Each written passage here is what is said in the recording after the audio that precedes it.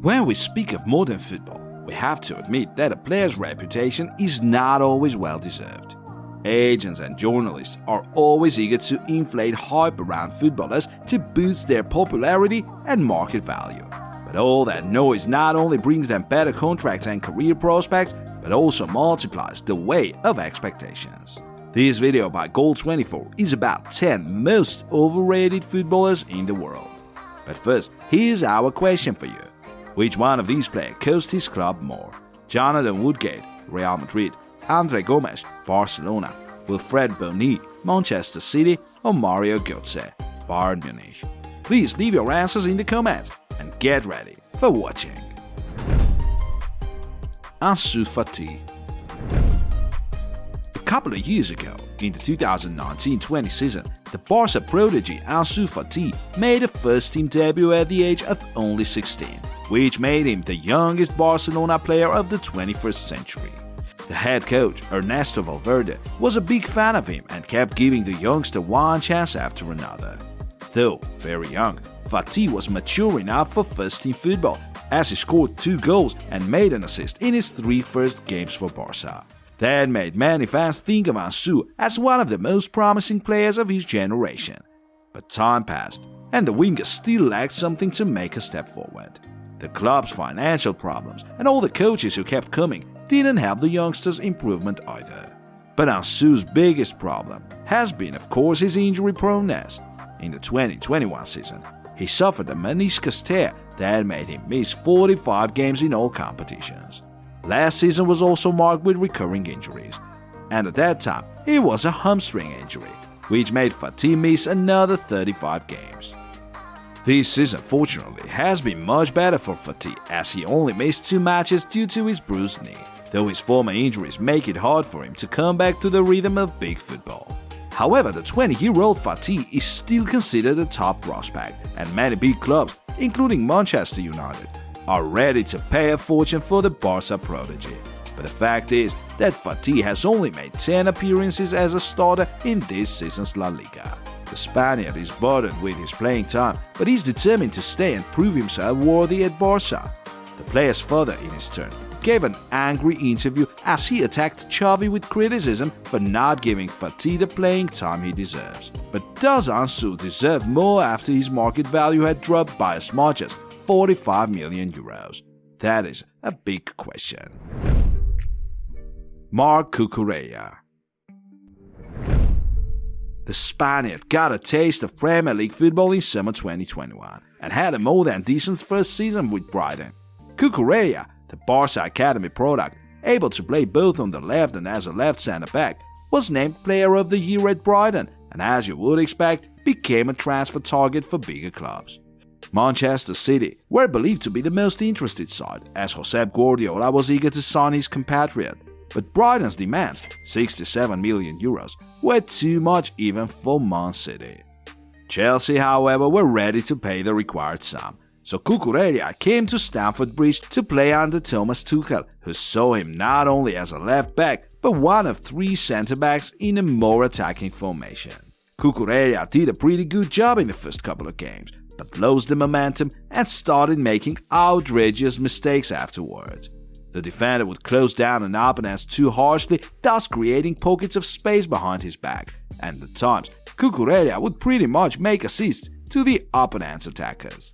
Even when Marc's old Brighton manager Graham Potter took over Chelsea, the Spaniard still failed to regain his former confidence and consistency, as he simply wasn't good enough neither on the left nor as a centre-back. Cucurella didn't look like a player worth paying 67 million euros for, which by the way made him the most expensive left-back ever. There were even rumors about Chelsea considering selling the Spaniard this summer, though they might as well give the player yet another chance under a new manager. Moreover, earlier it was reported that Cucurella's house was burgled weeks after he had joined Chelsea, which could have been the reason for his poor performance. On the other hand though, it's not like the fans care much about it. After all, Marc has had plenty of time to get over it. Jesse Lingard. The Manchester United Academy product had quite a long spell at Old Trafford, but never reached the level required. So in winter 2021, when both the board and the fans were sure he was finished, Lingard was loaned out to West Ham until the end of the season. Surprisingly for all, that was the beginning of the best spell in Jesse's career so far, as he managed to score 9 goals and make 4 assists in the Premier League. Once the season was over, the Irons tried to make the deal permanent, but Manchester United decided to keep the player. But Lingard's West Ham performance didn't really change much. It was nearly impossible for the Englishman to make it into the first 11 ahead of his star teammate. In the end, Jesse's spell at United came to an end last summer. He left the club as a free agent and, despite being linked with West Ham, went for Nottingham Forest, the club that offered him a higher salary. It was expected that Jesse would become a key player and a leading attacker for the newly promoted side, but in reality, he has only made 17 appearances in the Premier League so far and hasn't made a single goal contribution yet. Definitely not the best of stats, especially when we think about one of the highest paid Nottingham Forest players. Charles de Ketelaere. Though a number of Premier League clubs, such as Leeds United, were interested in signing the Belgian young talent last summer, Charles de Ketelaere went for AC Milan instead. While playing for the Belgian side Brugge, de Ketelaere made a name for himself as one of the biggest prospects of his generation, so the Rossoneri were sure they were signing a real gem, as they paid €32 million for the Belgian after he had scored 14 goals and made 8 assists in the league. Charles had also made a number of international appearances by the time he signed for Milan, so it looked like a perfect deal for both sides. But in reality, it wasn't that simple. De Ketelaere's first season at Milan has been a disaster so far. The player just didn't fit in, and the team looks much better without him. As for now, the Belgian has only made 1 assist in 28 appearances. The fans expected much more of a player who is now among Milan's 10 biggest signings. On the other hand though, Charles is only 22 years old, so he may yet adapt to the new league and live up to the fans' expectations. Dear friends, before we go on, we'd like you to help us gain 5,000 followers.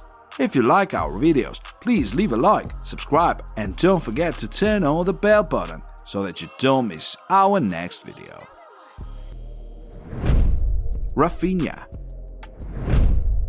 The Brazilian Rafinha joined Leeds United in summer 2020, and his 2 seasons for the Peacocks were impressive enough to get him recognized as one of the best attackers in England, as he scored 17 goals and made 12 assists in the Premier League. As you would expect, many clubs had their eyes set on signing the Brazilian last summer. Among them Chelsea, who agreed on the transfer with Leeds, but Rafinha went for his dream club Barcelona instead. The Blaugrana paid as much as €58 million for the winger, which was even more impressive amid the club's dire financial situation. The Blaugrana fans expected Rafinha to become a key player in attack. The player's stature and the transfer fee paid were raising hopes. But despite all the expectations, the Brazilian's first season for Barca could have been better. Though it's not like 6 goals and 4 assists sound too bad, the problem is not Rafinha's stats, but his lack of impact. His impact is nowhere near as notable as he was supposed to be, and both the fans and the board are disappointed with the newcomer, as the club is considering selling him. There is an interest coming from a number of Premier League clubs, and the Blaugrana would love to gain some money so that they could overcome the financial crisis. But will there be a club ready to pay €58 million for the Brazilian? Well, it's hardly likely. Dusan Vlahovic. In January 2022, the Serb became one of 4 biggest ever signings for Juventus, as he moved to Juve from Fiorentina for €82 million.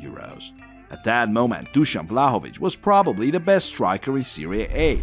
He scored 44 goals in 98 games for Fiorentina, and a bigger part of his goals was scored in 1.5 seasons. Dusan had a very promising start at Juventus, as he kept scoring at first, but then lost his former consistency all of a sudden. After he had found the net 17 times in the first half of the season, there were only 7 from Vlahovic afterwards. The fans, however, still had hopes that they would soon see the old Dusan Vlahovic, but it was only getting worse for the Serb.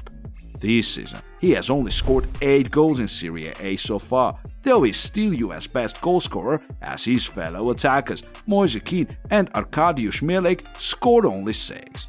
The reason for the Serbs' poor form may be Massimiliano Allegri. The head coach finds it hard to utilize the striker's best qualities. The misunderstanding between the player and the coach, as well as Juve's position in the league, which may leave them out of the next season's Champions League, may make Juventus sell the striker, who is considering changing clubs while there's still interest from Premier League teams. Ferran Torres. Ferran Torres had only played for Guardiola's Manchester City for a bit more than a year, when Barcelona came for him and signed the Spaniard for €55 million. The newcomer was expected to become an attacking threat after such a fee had been paid by Barca, and Ferran scored 4 goals and made 4 assists in the first half of the 21-22 season. There could have been way more than that if it were not for the Spaniard being too wasteful in front of goal. But all in all, the fans were content with his first season at the club and expected more of the same in the following season at the very least.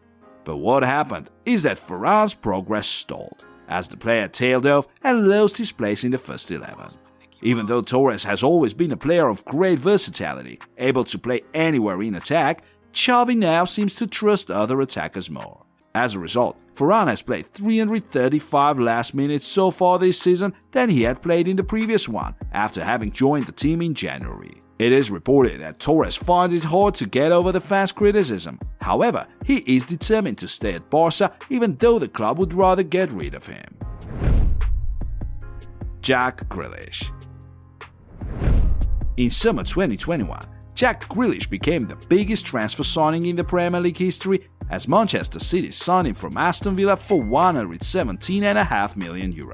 By that time, Jack had already made a name for himself as one of the most creative players in the league, so the expectations were really high. In my first training session, I was scared to make a single mistake, so that my teammates wouldn't think, and he cost us €170 million. Time passed, and Grealish still couldn't adapt to Josep Guardiola's requirements. The Englishman didn't really strengthen the team, which baffled the fans as they kept in mind the hefty sum City had to pay for him. However, there were those who were patiently waiting for Jack to at last get himself adjusted to the new club despite his overall level of performance, which was really disappointing as the Premier League record breaker only scored 3 goals and made 3 assists in the league. This season, Jack finally seems to be coming to life. After a poor last season, he is starting games on a regular basis and making an impact. His stats so far are already better than last season's, 5 goals and 6 assists in the Premier League, though it's still not enough for a record signing. However, the good thing is that Grealish is now moving in the right direction and may yet live up to the expectations. Mikhailo Mudryk. This January, the Ukrainian moved to Chelsea from Shakhtar Donetsk for €70 million plus 30 million as future bonuses, thus becoming one of the Blues' biggest ever signings. Even though Arsenal was ready to pay the exact same fee, but on less favorable terms, it was Chelsea to wrap up the deal in the end. Mudryk, aged 22, had no top 5 league experience until then, as he had only managed to impress in the Champions League. Though it was perfectly understandable that Mudryk was a forward-looking signing, the €100 million transfer fee couldn't help but put an immense pressure on the winger.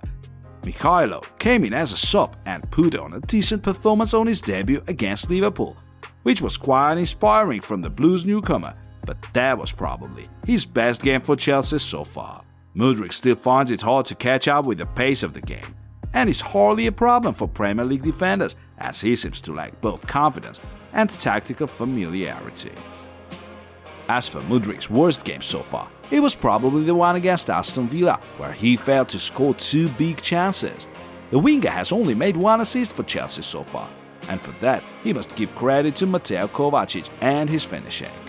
As Chelsea offered the Ukrainian an 8-year contract, the player still has plenty of time to show what he's made of with the help of the newly appointed manager Frank Lampard. By the way, we have already made a video about Chelsea's transfers and the club prospects. Feel free to check it out once you've done with this video. We hope you'll enjoy it. Anthony. Last summer, the Brazilian made a firm decision to leave Ajax and follow his manager Erik ten Hag to Manchester United. The Dutch club had no intention of letting their leader go at first, but all the pressure made Ajax give in and sell Antony for 95 million euros and 5 million as bonuses, which made Antony one of the biggest signings in Manchester United's history. The 23-year-old Brazilian scored 3 goals in his first 3 matches for the Red Devils as he found the net against such teams as Arsenal, Manchester City and Everton. That made United fans upbeat about their newcomer's prospects, as they expected him to keep going. Months have passed, but Antony hasn't scored a goal in the Premier League since then, as he hasn't even made a single assist. The only bright spot was the winner against Barcelona, which helped United go through into the Europa League round of 16. All the rest was pure disappointment from the Brazilian. From his needless dribbling to his overall arrogant play style, the manager Erik ten Hag still claims that he trusts Antony and his quality, but the fact is that this is not even close to what a 100 million player should be showing. Most of the players we've told you about are actually really talented, but due to their former achievements, these players have been overestimated by agents and media and now have to deal with high pressure and expectations. Dear friends, please let us know in the comments who do you think will still manage to prove his doubters wrong in the future. Thank you for watching and see you soon.